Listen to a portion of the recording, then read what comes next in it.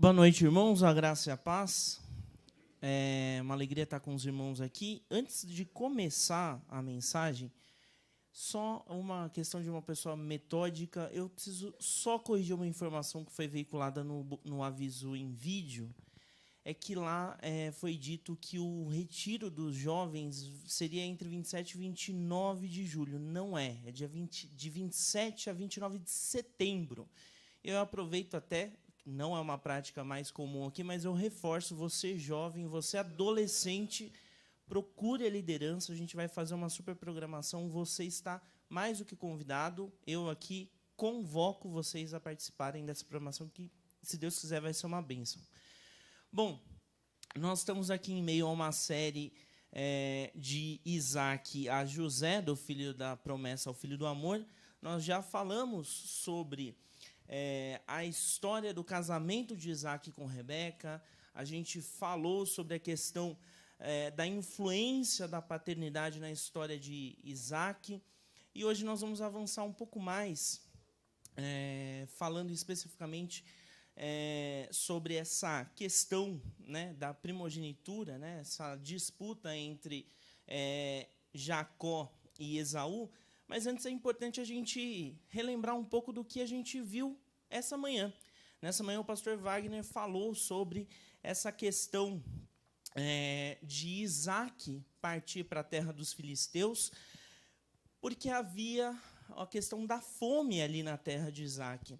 Só que a gente observa pelo relato bíblico que, apesar da circunstância, da adversidade, Isaac e sua família são grandemente abençoados pelo Senhor. Ele prospera financeiramente, ele prospera no aspecto familiar, e um exemplo claro disso, o pastor Wagner bem destacou, a questão dos poços. A gente precisa lembrar que ali é o que a gente conhece como Oriente Médio. Imagina aquela terra seca, é a questão do poço, a água. Se você já passou por alguma estrada paulista, certamente você já deve ter visto aquelas placas que o DR ou as concessionárias, enfim, colocam perto de mananciais.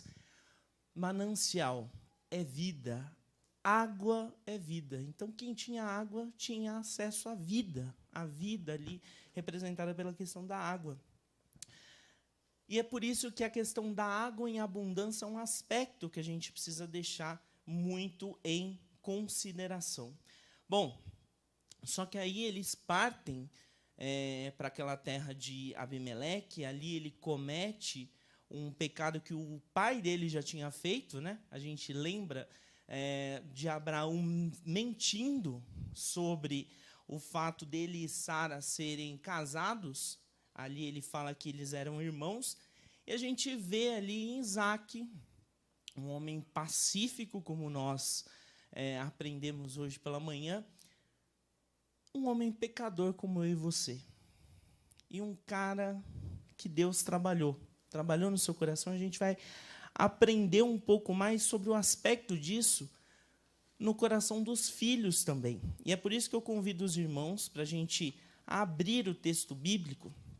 Lá em Gênesis, a gente vai ler de Gênesis de 26, do versículo 34, até Gênesis 27, até o versículo 25. Então, vamos lá. A gente vai ler aqui, eu vou ler na nova versão transformadora, que diz assim: quando Esaú tinha 40 anos, o primogênito de Isaac casou-se com 2 mulheres hititas, Judite, filha de Beeri, e Basemate, filha de Elô. Essas 2 mulheres causaram grande desgosto a Isaac e Rebeca. Certo dia, quando Isaac era velho, estava ficando cego, chamou Esaú, seu filho mais velho. Meu filho, Esaú respondeu, aqui estou. Isaac disse, eu estou velho e não sei quando eu vou morrer. Pegue suas armas, o arco e as flechas, vá ao campo caçar um animal para mim. Depois prepare meu prato favorito e traga-o aqui para eu comer. Então pronunciarei a bênção que pertence a você, meu filho mais velho, antes de eu morrer. Rebeca, porém, ouviu o que Isaac tinha dito a seu filho Esaú. Quando Esaú saiu para caçar, ela disse a seu filho Jacó, ouvi seu pai dizer a Esaú, traga-me uma carne de caça e prepara-me uma refeição saborosa. Então abençoarei você na presença do Senhor antes de eu morrer. Agora, meu filho, preste atenção e faça exatamente o que eu lhe direi. Vá ao rebanho e traga-me 2 dos melhores cabritos. Eu os usarei para preparar o prato favorito de seu pai. Depois, leve a comida para seu pai, para que ele a coma e o abençoe antes de morrer. Jacó respondeu a Rebeca: mas meu irmão Esaú é peludo, enquanto eu tenho pele lisa. E se meu pai me tocar, perceberá que eu estou tentando enganá-lo, e em vez de me abençoar, me amaldiçoará. Sua mãe, porém, respondeu: que caia sobre mim essa maldição, meu filho. Apenas faça o que eu lhe digo, vá e traga-me os cabritos. Jacó foi e trouxe os cabritos para sua mãe. Rebeca os usou para preparar uma refeição saborosa, do jeito que Isaque gostava. Em seguida, pegou as roupas prediletas de Esaú, que estavam na casa dela, e as entregou a Jacó, seu filho mais novo. Com a pele dos cabritos, cobriu-lhe os braços e a parte lisa do pescoço. Depois entregou-lhe a refeição saborosa, acompanhada do pão que havia acabado de assar. Jacó levou a comida para o pai e disse: meu pai? Sim, meu filho, respondeu Isaque. Quem é você, Esaú ou Jacó? Jacó disse: sou Esaú, seu filho mais velho. Fiz o que o Senhor mandou. Aqui está a carne de caça. Sente-se e coma para que me dê a bênção. Isaque perguntou: como encontrou a caça tão depressa, meu filho? Jacó respondeu: o Senhor, o seu Deus, a colocou no meu caminho. Então Isaque disse a Jacó: chegue mais perto, para que eu possa tocá-lo e ter certeza de que você é mesmo Esaú. Jacó se aproximou do pai, Isaque o tocou e disse: a voz é de Jacó, mas as mãos são de Esaú. Não o reconheceu, porém, pois as mãos de Jacó estavam peludas, como as de Esaú. Assim, Isaque se preparou para abençoar Jacó. Mas você é mesmo o meu filho Esaú? Perguntou ele. Sim, eu sou, respondeu Jacó. Então Isaque disse: agora, meu filho, traga-me a carne de caça. Depois que comer, eu lhe darei a minha bênção. Jacó trouxe a comida para o pai. Isaque comeu. Também bebeu o vinho que Jacó lhe serviu. Senhor Deus Pai querido, fala conosco, Senhor, que a Tua palavra enche os nossos corações e que Teu Santo Espírito, Senhor, nos conduza. Essa é a minha oração em nome de Jesus. Amém. Bom, quem esteve aqui na quarta-feira, ou quem nos acompanhou pela internet, a gente viu o protótipo dessa questão. A gente viu ali Esaú vendendo o seu direito à primogenitura. O que isso quer dizer? O que isso representa? Bom, a primogenitura era algo muito importante no contexto da época e por muitos anos isso perdurou, principalmente no contexto judaico. O filho mais velho, ele recebia a maior parte da herança, ele recebia os maiores e os melhores bens, as melhores propriedades, e sobre ele recaíam as bênçãos espirituais destinadas ao primogênito. Então havia um papel muito importante para quem fosse o primogênito. Só que a gente vê pelo relato bíblico que Esaú trocou esse direito por um ensopado de lentilhas. Barato, né? Pouco, né? Pouca coisa. Isso mostra uma desconexão de Esaú com um propósito divino. E o texto bíblico que a gente acabou de ler mostra que ele vai além. Ele vai lá para casar com 2 hititas.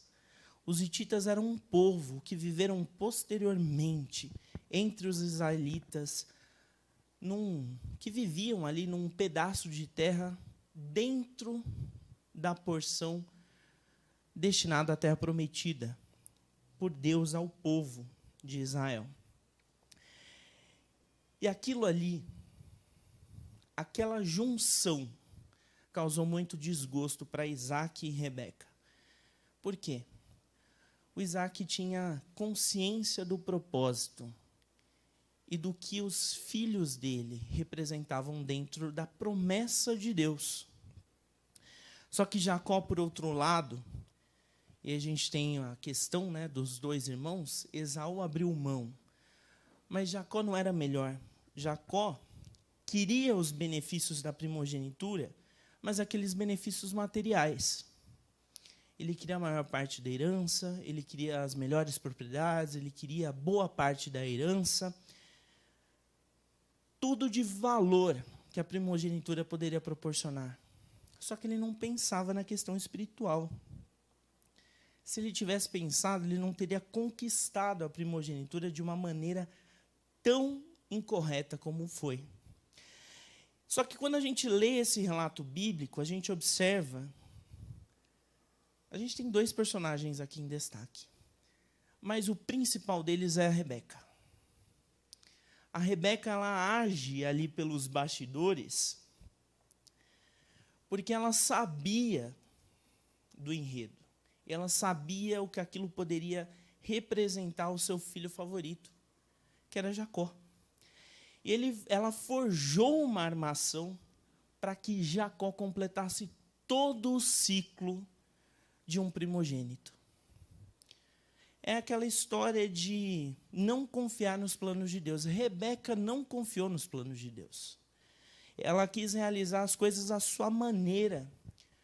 Só que quantos de nós não fazemos a mesma coisa? Quantos de nós não temos os nossos momentos de Rebeca? Quantas vezes nós não falamos nos cultos, Senhor, faça a sua vontade nas nossas vidas. Mas aí a gente sai, aí a gente já começa a articular para tentar fazer da nossa forma, para que a gente seja beneficiado de alguma forma, para que saia do nosso gosto. Existe Rebeca no nosso contexto. Nós ouvimos essa mensagem, muitas vezes a gente pode falar, nossa, mas que tolice da Rebeca. Como ela poderia agir assim? Mas a gente age assim, em muitos momentos, com Deus, na nossa rotina, no nosso dia a dia. E o Senhor nos entregou o seu primogênito, o primeiro dentre muitos, que é também unigênito, Cristo, o único da sua espécie, para que a gente pudesse confiar nele. Deus, de forma pedagógica, em toda a existência humana, sempre nos deu sinais de que nós poderíamos confiar nele. Mas o ponto alto desse processo pedagógico de ensinar e confiar em Deus é Cristo. É por isso que a gente fala que tudo se completa em Cristo. E olha, a gente precisa aprender muito com os patriarcas e muito com o pessoal do Antigo Testamento, porque eles não tinham praticamente nada do que a gente tem. Eles tinham a tradição, a oralidade, os ensinos, a vivência, claro, dos patriarcas com Deus, mas a gente tem tudo compilado, a gente tem a vivência, o ensino, a gente tem a experiência com Deus. E ainda assim, há muitos crentes por aí meia boca. Há muito crente meia boca. Há muito espírito de Rebeca, e não é nenhuma crítica às Rebecas, não, tá? Se alguém estiver assistindo, as Rebecas presentes, pelo amor de Deus. Mas é esse espírito de Rebeca aqui que a gente não pode ter. A gente precisa focar no que é a vontade de Deus. Nós precisamos confiar nos planos de Deus. E é isso, meus irmãos, porque Cristo se entregou em nosso favor, para que a gente pudesse confiar nele. A gente precisa pensar, a gente precisa olhar para a cruz. Quando você tiver dúvida, quando você estiver desanimado, a gente precisa olhar para a cruz. Você precisa pensar o seguinte, olha, se Deus entregou o seu Filho em nosso favor, onde ele poderia querer algo ruim para a gente? Onde ele poderia querer algo mal para a gente? Os planos dele são melhores. A gente não pode tentar burlar isso e contra a vontade de Deus.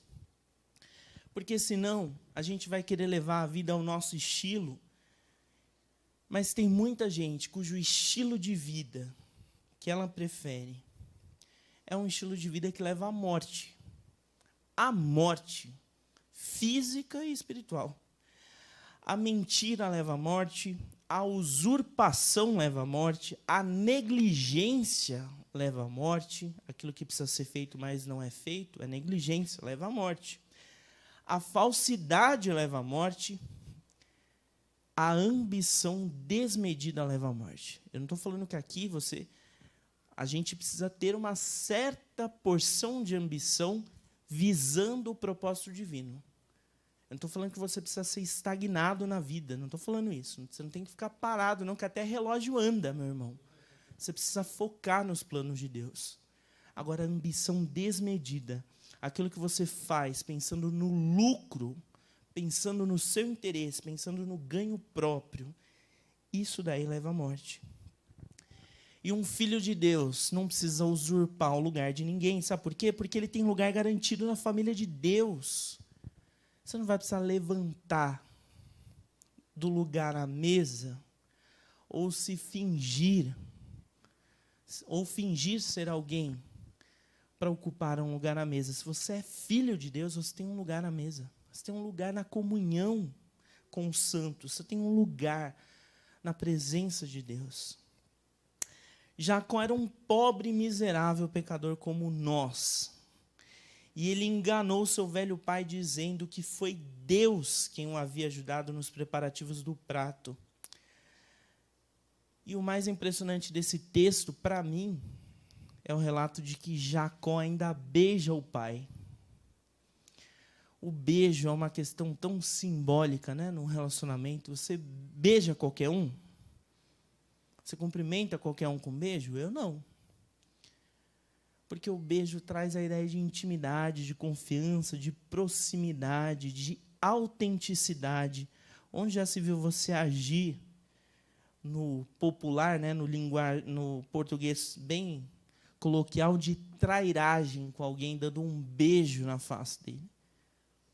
É isso que ele fez. Foi isso que ele fez. E essa conexão que deveria ser marcada pela autenticidade é marcada pela falsidade. Ele jogou isso no lixo, essa relação, essa possibilidade de relação por interesse. Na continuidade do capítulo, a gente vê que Esaú descobre a farsa. É muito interessante isso. A gente já avança aqui pelo capítulo 27. Ele se revolta e ameaça matar a Jacó. E aí Rebeca de novo entra na história, temendo aí perder o filho mais moço, e despacha ele para Padã Arã, um território onde hoje fica lá, onde hoje é localizado, fica a Turquia. A gente vê aqui o retrato exato de algo que acontece longe da vontade de Deus. As coisas dão erradas. As coisas saem do eixo. Ela provoca brigas. Essa questão errada fere a comunhão, estimula o interesse, traz decepções e até a morte. A morte, porque 1 João 3,15 vai dizer o seguinte: quem odeia o seu irmão já é assassino. E vocês sabem que nenhum assassino tem dentro de si a vida eterna. Esaú jurou Jacó de morte aqui. A gente vê pelo relato bíblico de Gênesis. Havia um ódio tão grande. E quando a gente olha esse texto, a gente precisa entender, a gente precisa aprender que a gente não pode compactuar com algo desse sentido. Porque sobre nós estão as bênçãos espirituais de um primogênito de Deus. Do primogênito de Deus, que é Cristo. E quais são elas? O apóstolo Paulo nos fala, lá em 2 Coríntios 13:14. Vocês aqui, igreja, toda a igreja na face da terra, todo domingo, toda quarta-feira é dispensada com essa lembrança. A graça do Senhor Jesus, o amor de Deus o Pai e a comunhão do Espírito Santo. É isso.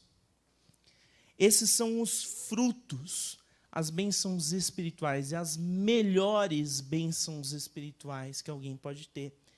A graça do Senhor Jesus que nos redimiu, o amor de Deus Pai que preparou todo o plano da redenção, a comunhão do Espírito Santo que nos consola nos momentos difíceis, nos momentos alegres, está lá para expandir a nossa alegria. É a Trindade, o Deus Trino, vivo na nossa realidade e na nossa rotina. Essas são as bênçãos espirituais que nós desfrutamos pelos méritos do primogênito de Deus. A riqueza, os bens, a saúde, a beleza, o sucesso podem ou não ser consequências daquilo que a gente vive aqui na Terra em Cristo, mas não é uma regra.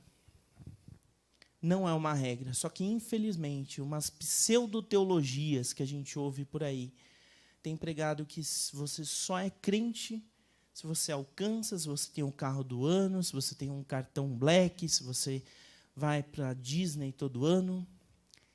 Isso não é teologia, isso não é Bíblia. Isso daí é gente que se diz pastor sendo usado por Satanás para colocar na sua vida uma meta tão grande que você não vai conseguir alcançar. A sua saúde mental vai cair. Você vai carregar um peso tão grande na sua vida. Você não vai ver sentido, porque você vai olhar pelos seus olhos carnais, algo que você não deveria nem dar brecha, nem vazão. Você vai ver as circunstâncias, não vai ver o que realmente importa, que é o que a Bíblia diz. E a Bíblia diz que aqueles que foram alcançados por Cristo são filhos de Deus. E eu falei aqui aquilo que a Bíblia diz. Filhos de Deus têm comunhão com Deus. Tem lugar à mesa, não precisa usurpar o lugar de ninguém. Deus nos promete em Cristo a paz, a restauração, o consolo, o fortalecimento, caráter restaurado, olha só, e a companhia dele em tudo que nós fizermos. Olhando para a história dos patriarcas, a gente vê cada um deles com características, mas incomum, e é muito lindo ver isso. A gente vê o agir de Deus. Porque é coisa de louco a gente dizer o seguinte, olha, os patriarcas, sobre eles estava a promessa da descendência.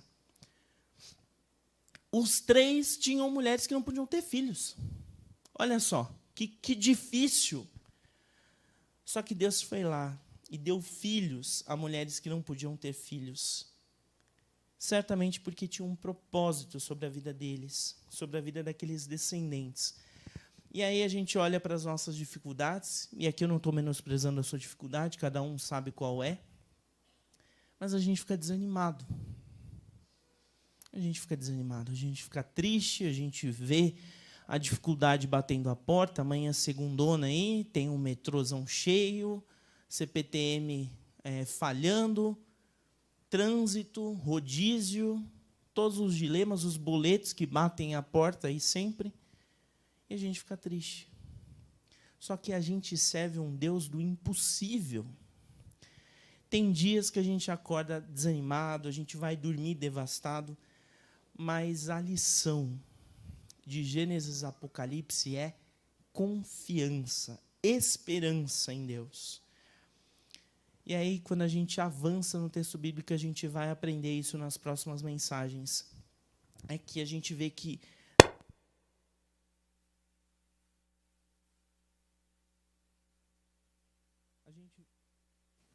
Oi. A gente vai ver que Deus tem um encontro com Jacó e restaura a vida dele. Restaura a vida dele. E aí vai haver a mudança de nome, que é simbólica, porque apresenta o propósito de Deus para a vida dele. E isso aí a gente vai estudar um pouco mais à frente, mas a gente vê o agir de Deus. A gente viu o agir de Deus sobre Abraão. A gente viu o agir de Deus sobre Isaac. E é muito simbólico, porque algumas pessoas dizem que Isaac era o mais tímido, né, de todos, mas foi um grande homem de Deus e usado ali dentro do plano dos patriarcas. E a gente vê como Deus restaura vidas. É uma grande lição. E Deus nos chama hoje para a gente não repetir erros. E a Bíblia traz isso, a Bíblia traz os erros das pessoas para que a gente aprenda com eles. Você pode olhar em qualquer outro livro dito sagrado dessas outras religiões que são tidas como globais. Ali é tudo enredo Marvel, tudo bonitinho, redondinho, revisado, mas aqui a gente aprende com erros, porque é inspirado, é a palavra de Deus. E aqui a gente precisa terminar essa mensagem, já está caminhando para o final, com uma ideia central. Deus não precisa da sua ajuda, Deus não precisa da minha ajuda. Sabe por quê? A gente aprende também com Jó. Jó 38:4. Quando Deus está tendo aquela conversa com Jó, e Deus fala a frase que dói até na gente quando a gente lê. Onde você estava quando eu lancei os alicerces do mundo? Diga-me, já que sabe tanto. É para quebrar qualquer perna, né? Dói na gente, né? Pois é. E aí Deus nos mostra que tem o controle de toda a história, desde antes de toda a história. Desde antes da gente nascer. A sua vida não é um acaso. Fazer algo errado achando que vai dar certo no final não é o caminho. O pastor Wagner, pela manhã, citou o irmão André, né, fundador da Missão Portas Abertas. A Portas Abertas é uma das grandes organizações cristãs, uma das mais sérias que existe no mundo. Ela apoia cristãos perseguidos em países hostis ao Evangelho. E ele começou esse ministério distribuindo Bíblias nos países atrás da cortina de ferro. E aí ele tem um livro chamado Contrabandista de Deus, acho que foi o primeiro livro contando a história dele. E lá ele é muito peculiar, quando ele conta a história dele, ele mostra toda a sua expectativa de entrar em países onde praticamente já estava tudo encaminhado para entrar, havia autorizações e tudo mais, ou estava em vias de conseguir autorização, a expectativa de entrar, de poder finalmente pisar em um país hostil ao Evangelho e levar a Bíblia, e aí a autorização não vem. E aí ele não pode entrar. E aí é muito peculiar quando Deus vai lá e mostra para ele, olha, tem países aí que você já está carimbado como persona não grata. Você não entra nem com reza braba. Mas aí ele entra. Por quê? Porque Deus providenciou a entrada. O soldado lá da imigração não viu o carimbo vermelho que proibia a entrada. Ou se viu, fez que não viu. E ele entrou. O irmão André visitou 125 países hostis ao Evangelho. Só na China, ele entrou com 1 milhão de Bíblias. Usando, sabe o quê? Um fusquinha. Quem quer dá um jeito. Quem não quer, conta história. E Deus usa, meus irmãos, quem tem disposição, Deus usa. E a gente precisa aprender que não é na nossa expectativa, mas é no propósito do Senhor. Nós oramos, nós entregamos à disposição, nós falamos para o Senhor, Senhor, usa-nos. E o Senhor prepara o caminho. Foi assim. E é por isso que muitas pessoas foram alcançadas pelo Evangelho. Nós, meus irmãos, somos frutos de missionários que saíram dos Estados Unidos, da Europa, largaram toda a sua vida. Muitos deixaram suas famílias para trazerem a Bíblia, trazerem a palavra de Deus aqui. Como batistas, nós precisamos reconhecer também a nossa história, o legado desses irmãos missionários. Irmãos, fechando aqui, o Senhor faz na forma dele, no tempo dele. A gente não precisa antecipar etapas. E essa, meus irmãos, é uma grande lição para todos aqui nessa noite, inclusive para mim. Quando Cristo nos acompanha, a gente não tem que ter medo. Cristo está no barco contigo. A tempestade pode ser intensa, mas ela não vai ser eterna. Amém? Amém. Enquanto o grupo de louvor toma o seu lugar, vamos orar ao Senhor. Pai querido, Deus bendito, nós te agradecemos, Senhor. Obrigado, Pai, pelo privilégio da Tua palavra. Obrigado por essa noite. Senhor, que essa palavra, Senhor, cresça no nosso coração, nos provoque mudança de atitude, percepção, Pai, da Tua vontade, e nos conduza, Senhor, em direção àquilo que é Teu propósito. Senhor, cuida dos nossos corações, aqueles que têm trauma, aqueles que têm feridas, aqueles que têm dificuldade em confiar, Senhor. Que essas pessoas tenham a sensibilidade espiritual de entender o que é a vontade do Senhor, o que é o agir do Senhor. Pai, nós te agradecemos por essa igreja, nós te agradecemos por todos os irmãos que estão servindo neste culto, com seus dons, talentos, Senhor, e disposição. Abençoe cada um, abençoe cada família aqui representada. Nós te agradecemos pelos pastores, Senhor, que dedicam tempo, dedicam amor e carinho por essas ovelhas. Que sejam fortalecidas no teu amor, Senhor. Cada vida e cada pastor também seja encorajado, Senhor, pela tua palavra em prol do reino. É assim que nós oramos, Pai, em nome de Cristo Jesus. Amém.